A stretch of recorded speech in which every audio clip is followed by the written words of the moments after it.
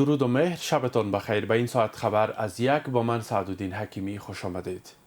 دونالد ترامپ با رئیس جمهور چین دیدار کرد و همزمان عباس عراقچی وزیر خارجه ایران در نشست بریکس در هند اشتراک کرد. همزمان هشدارهای تند میان آمریکا و چین بر سر تایوان از افزایش حساسیت در رابطه دو قدرت جهان حکایت دارد.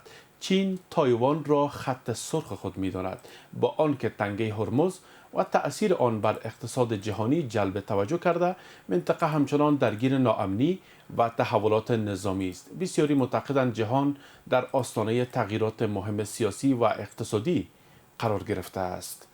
برای پرداختن بیشتر به این موضوع، آقای دکتر حمیدالله مفید، استاد دانشگاه و آگاه روابط بین الملل از آلمان با ما پیوسته است. جناب دکتر صاحب سلام، خیلی خوش آمدید. آقای دونالد ترامپ به چین رفت و با برخورد سرد یا پذیرایی سرد از پکن روبرو شد. پیامدها و تفاهم‌هایی که در اینجا صورت میگیره چی است؟ با درود مهر بسیار گرم خدمت شما، همکاران تکنیکی و بینندگان گران ارج تلویزیون وزین و پر جلایش و پربینش یک.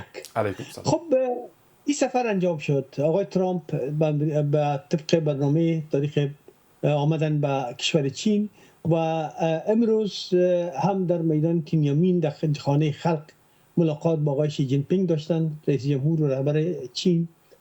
در اینجا چنانه که برداشت‌ها صورت گرفته 5 موضوع اصلی گفتمان ها میان دو رهبر است. نخستین مسئله که است مسئله جنگ تجارتی میان چین و ایالات متحده آمریکا است که از مدت ها جریان داره. وضع تکست ها، تحریم ها بالای منابع یکی دیگه، فروش نیاز ارزو داره به مسائل.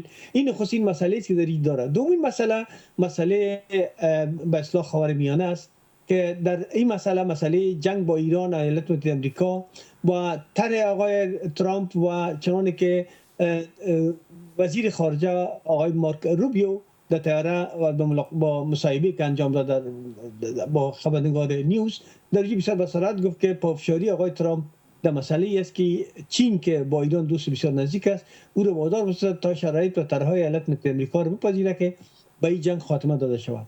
این مسئله دوم است. مسئله سوم که اختلاف بر سر تایوان است، چنانکه شما فرمودین. مسئله است که خط سرخ چین تایوان و به هیچ وجه حاضر نیست که ایالات متحده آمریکا تایوان از لحاظ افزار جنگی و اسلحه و تامینات مالی و معنوی و غیره پشتیبانی کنه و بگذاره که مسائل بین خود دو کشور است حل شود. چون مسئله تایوان یا چین فارموز جزء مسائل است که همیشه چین او را باعث یک کشور وابسته با خودش پنداشته و داره. مسئله سوم که است مسئله هوش اختلاف بر سر رقابت‌های دو کشور است و مسئله چهارم مسئله هوش مصنوعی است. هوش مصنوعی هم از مسائل است که دو کشور در اختلاف بسیار جدی دارند.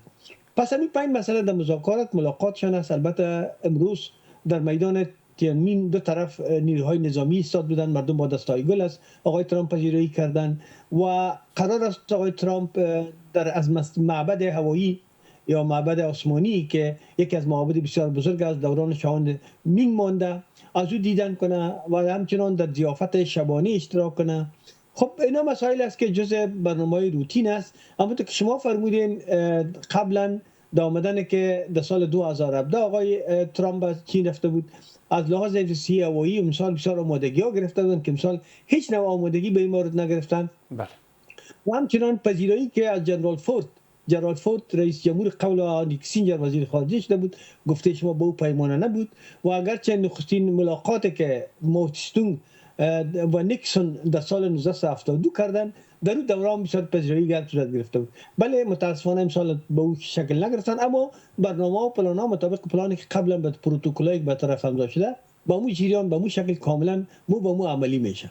درست دکتر صاحب. خب حالا اگر از سفر دونالد ترامپ به چین گزارش ها را ما مرور کنیم، طور بایسته آنچنانه که باید از یک قدرت جهانی که به چین سفر کرده پذیرایی میشد نشد. آقای شی به دیدارش نرفت و همچنان وزیر خارجه چین به دیدار یا پذیرایی آقای دونالد ترامپ به میدان هوایی نرفت. فقط چند مقام که بلند پایه نبودن به او شکل او از اونها پذیرایی کرد و دیدار خود آقای شی همچنان با دونالد ترامپ در همون تالار خلق پکن بوده که صورت گرفته است.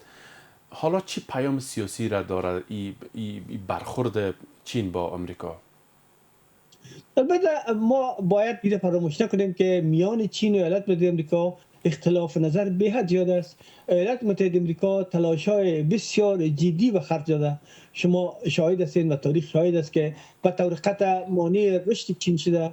مانع از این میشه که چین به حیث یک کشوری که قرار است با اساس ارزیابی که از جانب صندوق بین‌المللی پول صورت گرفته و از جانب سازمان بین اقتصادی جهان صورت گرفته، قرار است تا سال 2030 تا 27 تا 30 کشور چین به مثابه بزرگترین کشور اقتصادی جهان یا ایالات متحده آمریکا رو بگیره. کار را که آقای ترامپ کرده از اوایل قدرتش که به پیروزی رسیده تا حال همیشه پافشاری داره تا بالای کشور چین تکسای به ما رو وضع کنه. نیاز چین به منابع انرژی است. شما شاهد هستید که چین یگانه کشور است که خودش منابع انرژی نفتی و گاز نداره، کمتر داره و از همیشه بیری نیاز داره. از این خاطر بود که ونزوئلا یگانه کشور بود که به چین نفتش کاملا نفت چین با ونزوئلا داشت. او را طور شرایط آورد که ونزوئلا دیگه نفت خود به چین نفروشه. دومین کشور صادر کننده نفت برند در جهان بعد از روسیه کشور ایران بود که شرایط در ایران هم حتی می‌خواستن رژیم تغییر بدن تا رژیم دلخواه از به که به هر شکل مانع شود. از اون لحاظ امی اقدامات آقای اخیر آقای ترامپ وضعیت مناسبات با چین بسیار سرد ساخته و برخورد آقای شی جین پینگ رئیس جمهور هم روی امی ملحوظ دار می‌خورد. خب حالا بله دکتر سپ، حالا 5 مورد را شما اشاره کردین: جنگ اقتصادی میان آمریکا و چین و مسئله ایران که در خاور میانه هست، هوش مصنوعی و مسئله تایوان و رقابت‌های دو طرف. کدام یک پای آقای ترامپ را به چین کشان، کدام یک محتمل‌تر بود و آیا این پس زمینه‌ای را که آقای ترامپ به جا گذاشت و این رابطه سرده که از سوی آقای شی برش نشان داده شد، چقدر احتمال از این میره که این تفاهم‌ها صورت بگیره میان دو قدرت؟ البته یک چیز را فراموش نکنیم که ایالات متحده آمریکا در سفر 2017 با مثابه یک قدرت بزرگ جهانی به چین مسافرت کرده بود. اما امسال باعث یک قدرت جهانی نیست. چین، ایالات متحده آمریکا، جمع اسرائیل نتونستن که کوچکترین تحول به یک کشور بسیار کوچک مثل ایران پدیدار بیارن. یعنی فکر میکنیم که حالا آمریکا بر قدرت نیست؟ دیگه جایگاه جهانی خود باعث اگر قدرت در بخش زیاد در ساعت داده. مناسباتش با اروپا سرد شده، مناسباتش با کانادا سرد شده، مناسباتش با استرالیا سرد شده، کمک‌های بزرگی که در که می‌کردن UNDP او را توقف داده. ایالات متحده آمریکا از وضع اقتصادیش کسب بودجه بسیار به شدت داره.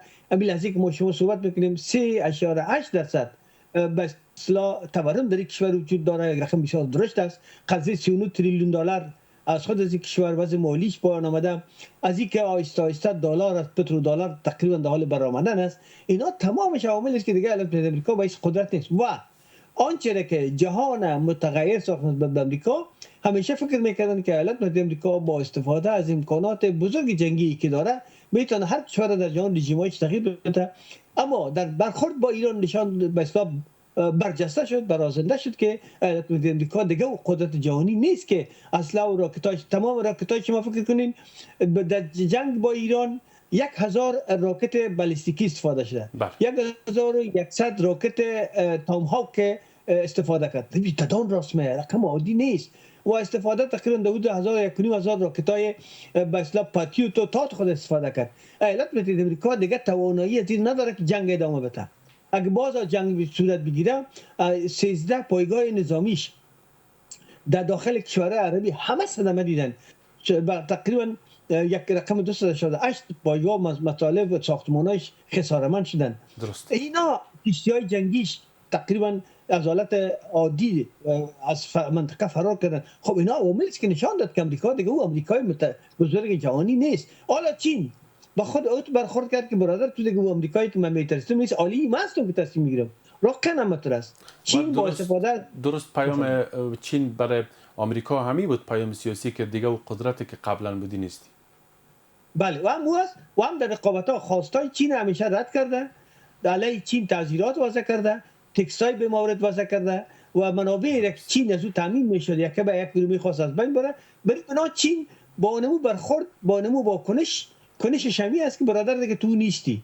من هم یک چیز هستم و واقعا هم شما توجه کنین که بسیار یک رقم درشت 82.2 میلیارد دلار تا یک ماه اپریل چیز داره عاید خالص چین که یک رقم بسیار درشت در جهان.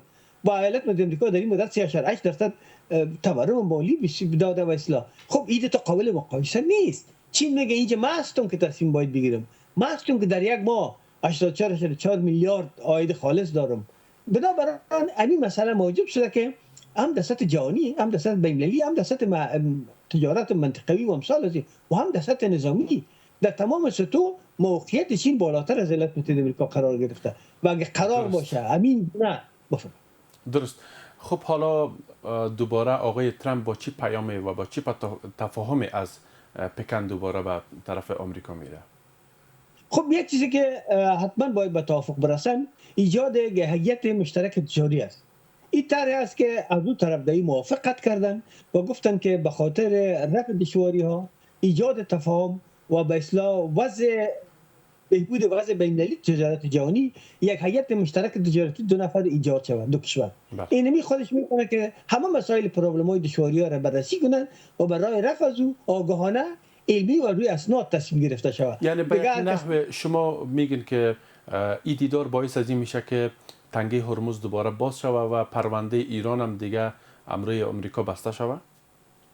یک بخش از این مسائل است، ولی بخش اساسی ایجاد تفاهم بین‌المللی تجارتی بین دو کشور است. تمام سوء تفاهمایی که تا حال وجود داشته باید به حسن تفاهم تبدیل شود. میتونه یک هیئت ورزیده بررسی بکنه.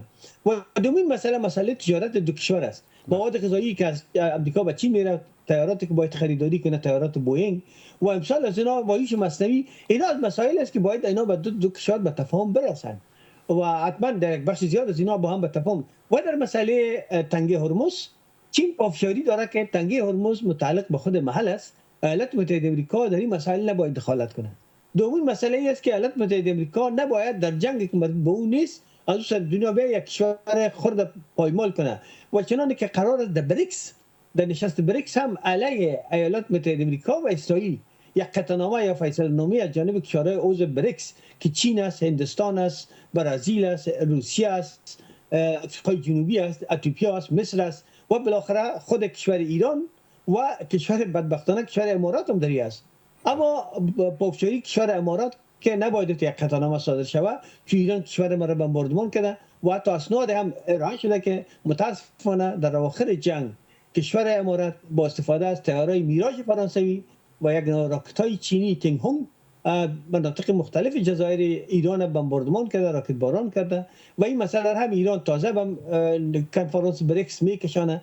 و هم حالش در این فرصتی که بریکس هم دایر بود ایالات متحده آمریکا مسافرت از او ببینیم که فرآیند ازی دو تا با هم چگونه پیوند خواهد گرفت. ولی به هم حال پافشاری جدی همه بریکس به غیر از کشور امارات متحده عرب به این توافق خواهد رسیدن که تنگه هرمز و حق مسلم استفاده از او از جانب ایران به رسمیت شناخته شود و همچنان تمام مؤثرات اقتصادی امریکا خلاف اعلامیه جهانی حقوق بشر توقف شود. درست. خب آنچه که شما عقیده دارین و از سخنان شما ما نتیجه گرفتم می است که بیشتر سفر منافع خود دو طرف بوده تا ای که به ایران پرداخته شود. چرا پافشاری آقای روبیو رو ما گفتم براتون در مصاحبهش پافشاری یک مسئله دیگر هم فراموش نکنیم که آقای شیا فینگ سفیر ایالات متحده آمریکا سفیر چین در ایالات متحده آمریکا او هم مسائل شرق میانه از جزء مسائل شرق میانه گفتم مسئله خاورمیانه و مسئله خلیج فارس باعث یک مسئله بسیار پیچیده و بغرنج مطرح کرده که باید دو رهبر به یک راه حل تفاهم به او برسند. یعنی چین هم پافشاری داره که ایالات متحده آمریکا دیگه جنگ توقف بده، از منطقه باید به طوری که لازم است برای و منافع ایران به رعایت کنه و علیه ایران غیر جنگ تجاوزکاری نشه تا این چین تایید نکرد. خوبی همی است که امریکا آرزو داشت که مثلا جانب چین تایید شود که ایران باید صاحب اتمی نشه. او گفته که طرح چین است که ایران اتمی نداره و نمیشه. شما مسائل باید قبل از اینکه مذاکرات امان مطرح بود ادامه میدید. بفرمایید. بله. خب حالا آمریکا میگه که ایران به بمب اتم نزدیک شده و قرار است که سلاح هسته‌ای داشته باشه. چقدر محتمل تر است یا چقدر صدق میکنه بر اوضاع کنونی ایران؟ ایران به طور قطع همونطور که رهبر قبلی شهیدش گفته بود که ما اتمی نمیسازیم، سند وجود نداره که ایران به طرف اتمی بره. پس بخش سازمان حرفای واشنگتن چی معنی داره در قبال ایران؟ افغان واشنگتن فقط به اساس سازماندهی که از جانب اسرائیل شده بود، مسئله کاملا افشا شده. اسرائیل با استفاده از جاسوسای خود و استفاده از 20,000 اجنتی که در داخل ایران فعال داشت، طرحشان نمی بود که ما بمباردمان رهبران رو میکشیم، مردم مسلح هستند داخل شهر میشن، ما رژیم تغییر میتیم. هدف اساسی تغییر رژیم در ایران و ایجاد یک رژیم وابسته طرفدار به اصلاح شاه و طرفدار امریکا و اسرائیل در منطقه بود تا تمام دشمنان اسرائیل که یکی پیدگیش مثلا ما می‌بینیم که صدام از بین بردن، لیبیا از بین بردن، سوریه از بین بردن. انا در این منطقه ترکیه ما ایران مونده بود ترکیه. دکتر سیب مسئله در ایران صدق نکرد، نه رژیم تغییر کرد و نه با کشتن رهبر ایران و همچنان مقامات دیگه ایران رهبری هم مختل نشد. خب حالا پس از این اگر آمریکا تسلیم این مسئله میشه و از این مسئله میگذره، چگونه یک ایران در آینده خود داشتیم؟ خب بدون شک چنانه که اسناد و شواهد جنگی نشان داد ایران زنده است، ایران وجود داره، سپاه پاسداران ایران مسلح است. اسناد برآمد از جانب CIA نشر شده و در واشنگتن پست سریعا انعکاس و بازتاب شد. نیویورک تایمز را انعکاس داد که 90% یعنی 30 پایگاه نظامی انداخت راکت و درون های ایران از 32 تا 30 تاش فعال است.